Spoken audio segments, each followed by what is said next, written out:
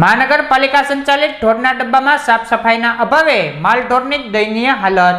મહાનગરપાલિકા સંચાલિત અખિલેશ અને બાલા હનુમાન વિસ્તારમાં આવેલ ઢોરના ડબ્બામાં અત્યંત કાદવ કીચડ થાય છે, જેની ચોમાસા દરમિયાન સાફ સફાઈ અત્યંત જરૂરી છે। જ્યારે પ્રથમ વરસાદમાં જ ઢોરના ડબ્બામાં પાણી ભરાઈ રહેતા કીચડ થયો છે, જેના કારણે માલઢોરની દયનીય સ્થિતિ જોવા મળે છે। તો હાલ ચોમાસું હોવાથી અધિકારીઓને વારંવાર રજૂઆત પણ કરવામાં આવી છે, છતાં એ જ પરિસ્થિતિમાં પશુઓને કીચડની અંદર ઘાસચારો નાખવામાં આવે છે અને કોઈપણ જાતની સમયસર સાફ સફાઈનું પણ ધ્યાન રાખવામાં આવતું નથી।